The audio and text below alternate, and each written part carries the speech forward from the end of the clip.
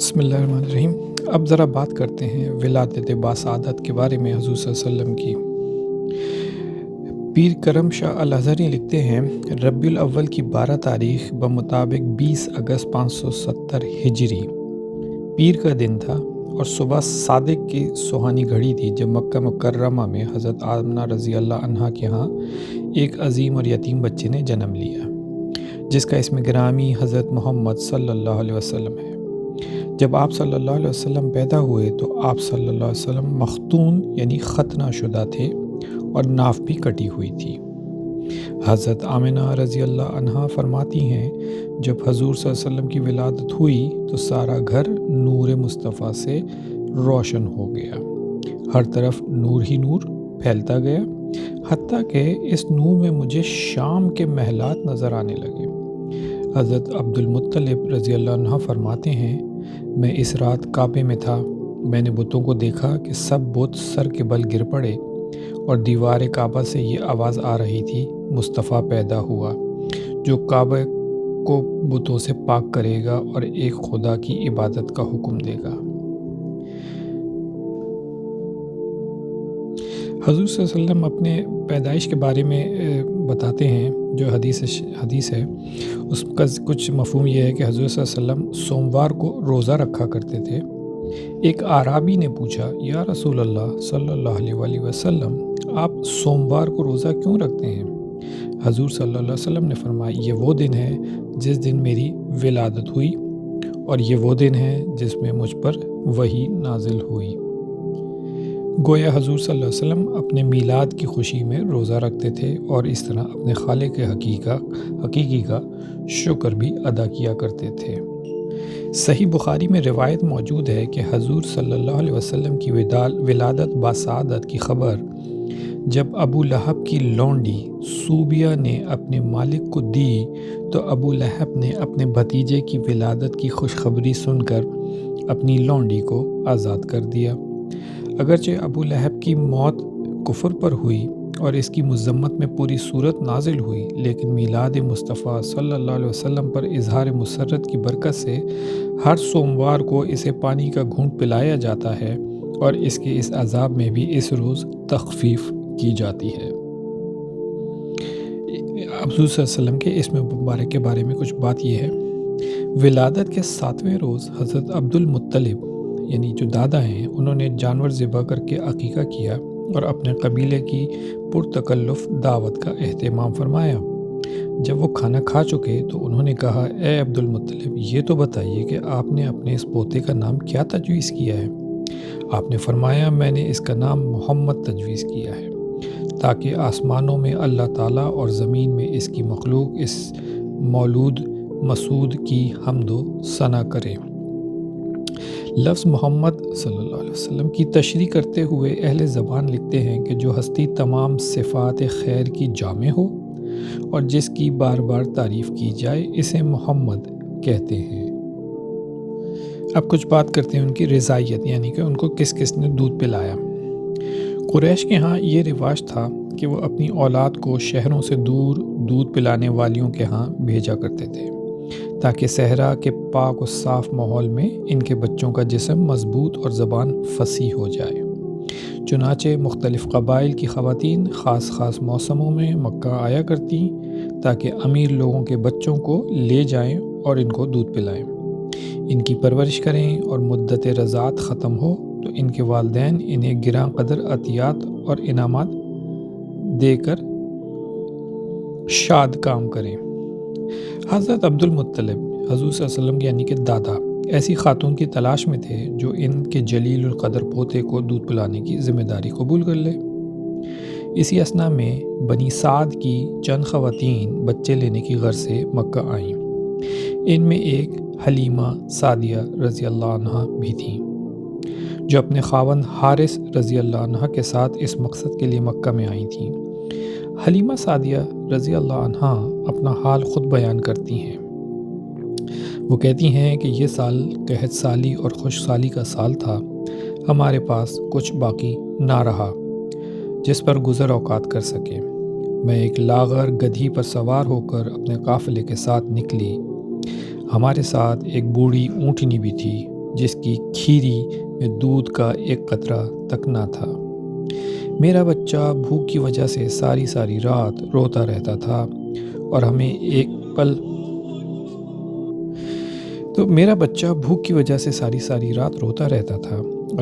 پل بھی سونا نصیب نہ ہوتا۔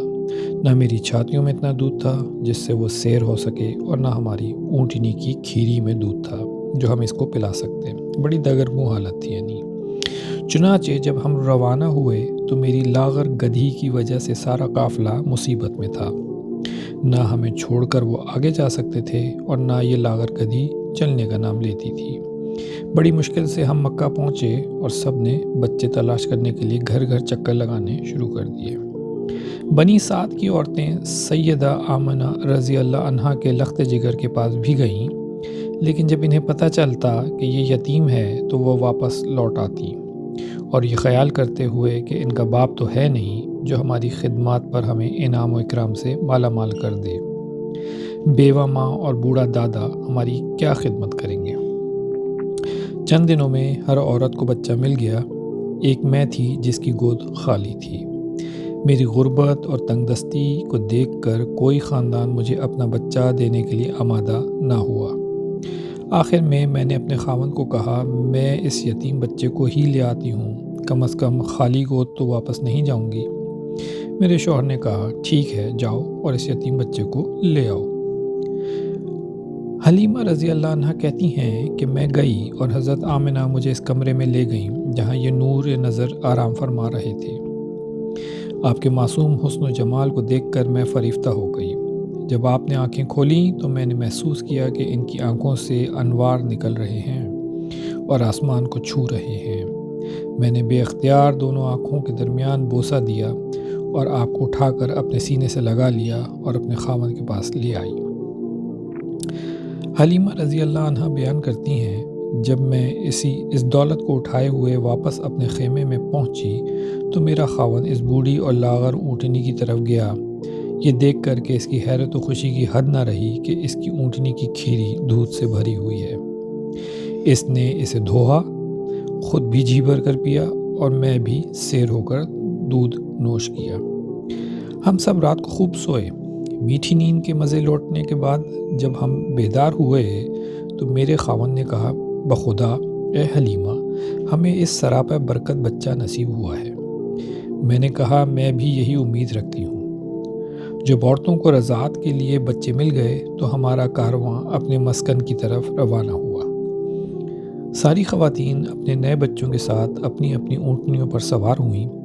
میرے پاس وہی گدھی تھی جو کمزوری کے باعث چل نہیں سکتی تھی، جس نے سارے قافلے کو آتے ہوئے پریشان کر دیا تھا۔ میں اپنے فرزند دلبند کے ساتھ اس پر سوار ہوئی۔ اب تو اس کی حالت ہی بدل گئی تھی۔ یوں تیزی سے قدم اٹھاتی کہ قافلوں کی ساری سواریاں پیچھے رہ گئیں۔ قافلے والیاں چیخ اٹھیں، کہنے لگیں، اے حلیمہ رضی اللہ عنہا، بھلا یہ تو بتا، یہ وہی پہلے والی گدھی ہے جو قدم اٹھانے سے معذور تھی؟ اب اسے کہاں سے پر لگ گئے کہ اڑتی چلی جا رہی ہے؟ میں نے انہیں کہتی کہ بخدا یہ وہی گدھی ہے، خدا تمہارا بھلا کرے، تم دیکھتی نہیں اس پر کون سوار ہے؟ آخر ہم اپنی قیام گاہوں پر پہنچ گئے۔ اللہ کی ساری زمین میں یہ علاقہ سب سے زیادہ قحط زدہ تھا۔ گھاس کا ایک تنکا بھی نظر نہیں آ رہا تھا، لیکن میری بکریاں شام کو جب واپس آتیں تو ان کے پیٹ بھرے ہوتے اور ان کی کھیریاں دودھ سے لبریز ہوتی۔ ہم دودھ دھوتے اور خوب سیر ہو کر پیتے۔ دوسرے لوگوں کے ریوڑ بھوکے واپس آتے، ان کی کھیریوں میں سے دودھ کا ایک قطرہ بھی نہ ٹپکتا۔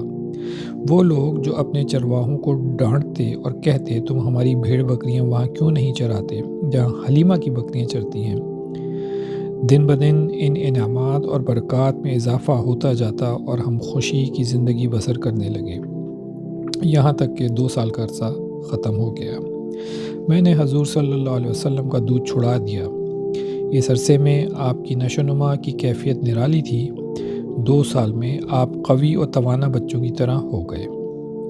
حلیمہ سعدیہ رضی اللہ عنہا فرماتی ہیں، جب لوگوں نے حضور صلی اللہ علیہ وسلم کی برکتوں کا مشاہدہ کیا تو آپ کی محبت میں دیوانہ ہو گئے۔ جب کسی کو کوئی بدنی تکلیف ہوتی تو وہ آتا حضور صلی اللہ علیہ وسلم کی بابرکت ہتھیلی کو پکڑ کر تکلیف والی جگہ پر رکھتا، بِإِذْنِ اللہ تعالیٰ فوراً شفا یاب ہو جاتا۔ اگر ان کی کوئی بھیڑ بکری بیمار ہو جاتی تو اس پر حضور صلی اللہ علیہ وسلم کا دست مبارک پھیرتے تو وہ تندرست ہو جاتی۔ آپ کہتی ہیں کہ راحت و خوشی یہ 2 سال گویا پل بھر میں بیت گئے۔ اگرچہ ہمارا دل جدائی برداشت کرنے کے لیے تیار نہ تھا، مگر مدت رضاعت پوری ہونے کے بعد ہم حضور صلی اللہ علیہ وسلم کو آپ کی والدہ ماجدہ کے پاس لے آئے۔ رضاعت کی برکت سے حضرت حلیمہ رضی اللہ عنہا اور ان کے خاوند کو جو سعادتیں نصیب ہوئیں ان کا احاطہ ممکن نہیں۔ جب حضور صلی اللہ علیہ وسلم نے حضرت خدیجہ سے شادی فرمائی تو حضرت خدیجہ رضی اللہ عنہا نے حلیمہ رضی اللہ عنہا کو 40 بکریاں اور کئی اونٹ عطا فرمائے۔ اعلان نبوت کے بعد حضرت حلیمہ رضی اللہ عنہا، ان کا خاوند اور سارا خاندان مسلمان ہو گیا۔ جب حضرت حلیمہ رضی اللہ عنہا تشریف لاتی تو حضور صلی اللہ علیہ وسلم اپنی چادر بچھاتے اور اپنی چادر پر اپنی رضائی ماں کو بٹھاتے۔